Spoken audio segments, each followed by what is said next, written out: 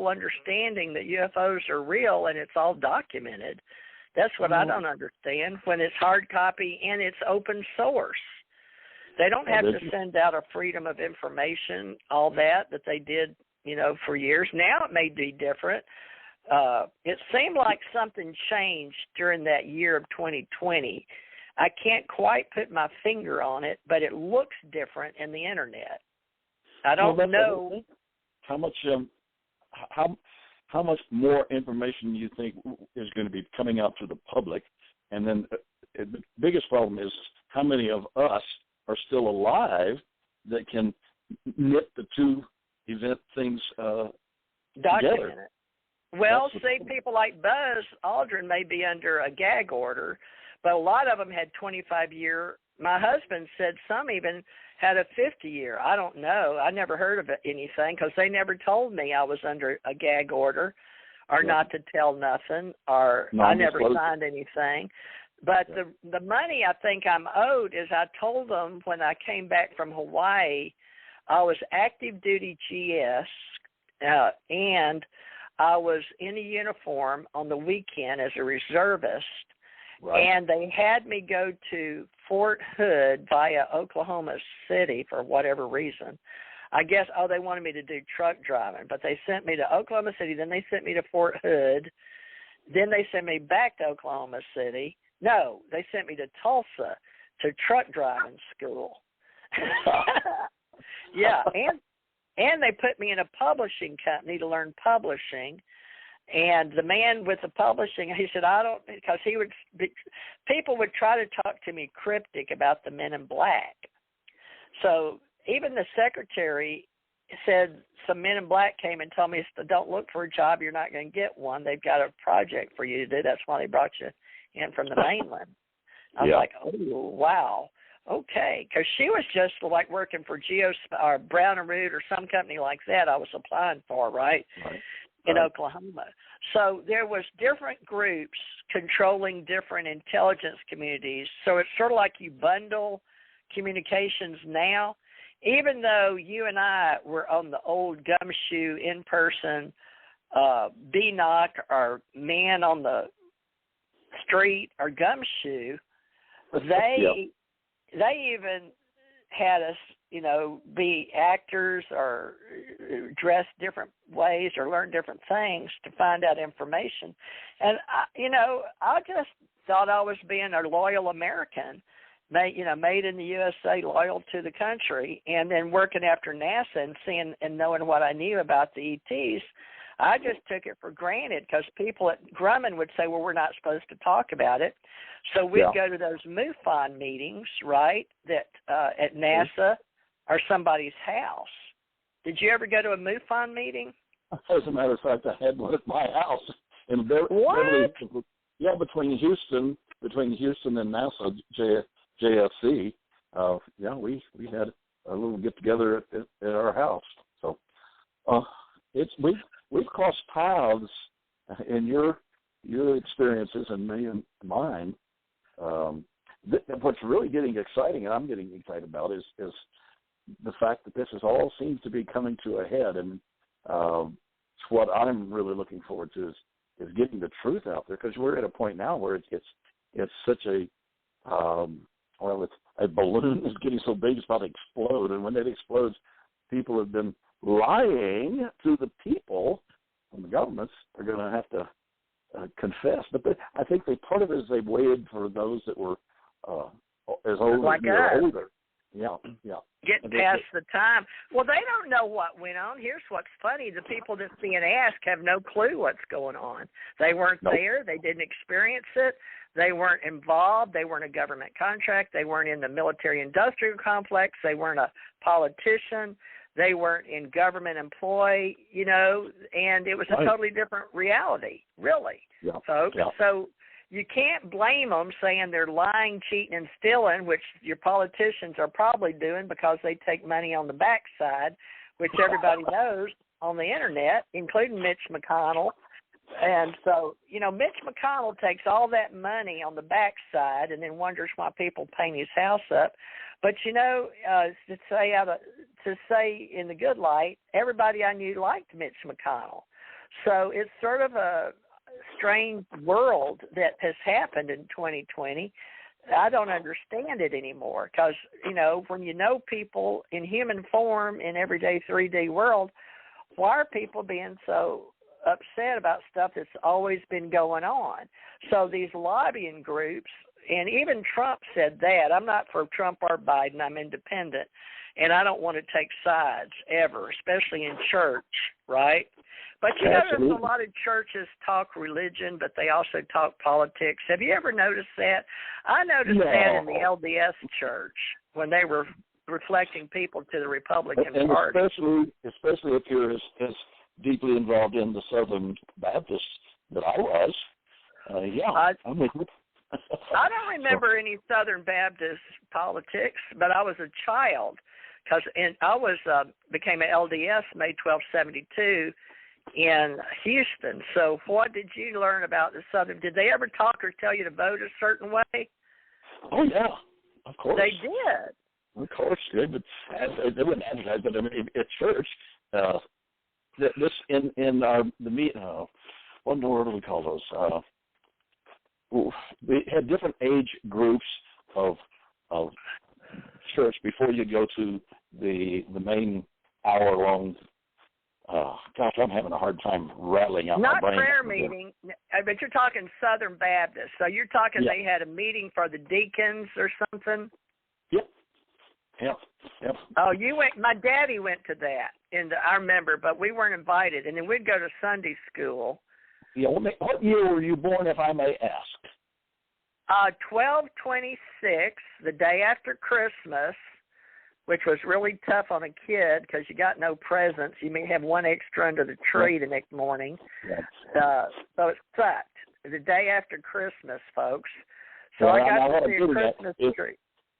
I know I have to be older than you. I was born in 1942. October well, 2nd. You're almost 10 years older. I'll be 70. Now, I was born at almost 52, 5 days short of 52. So this year, I'm 70. Well, think about it. I'm 7-0 this year. That's why I told you to write it down. But okay, I'm going to write it right now. Thank you. Yeah, write down the day after Christmas, 12/26/51. I'm your pastor, Theresa J Morris Ministries in Gulf Breeze, Florida. I have a license to prove it, although I don't make any money. I don't know why I have to have a license, but that's right. Ain't no money coming in. But I have to go register it as a senior. No, folks, I don't have income, and I don't have $1,500 coming in as donations because I don't ever ask for them. So there is no money coming in. So yeah, you get accused of that, don't we? Well, if you're on radio, I guess I'm supposed to get advertising, but I have to figure that out. And I'm finally on VoxNest. They sent me a code that said I could earn money, so I did that a couple of days ago. So I guess I'm going to try to learn. I'm a developer easy on GoDaddy or with WordPress, or when you're just doing 5-page, like put your home page and, your blog, contact us, and your gallery, or maybe a shopping cart, something easy. Yeah, I follow cPanel, which I thought was out of Houston. But I have all the, wheels, what do they call them, the wheels and the bang and the bong, HTML. I don't do C++, but I could learn it. My brain's good, Python. But nowadays, we don't have to do as much work as we used to. And, I'm signed up on GitHub, but I'm wondering why, because, unless you want to develop at a level, I'm trying to learn some of the easy Google stuff and Microsoft stuff right now. I don't mind learning from them, but anyway, I'll do what I got to do to keep us on air, pushing buttons in the studio. But other than that, I guess I can write us a blog. I'll put up pictures. And now, Ken, we were going to run a deal with you and me starting a veteran directory, if you want to, for our church nonprofit veterans. But since we're not doing any fundraisers, it's no good unless you want to do one on your birthday, October 2nd. And how old?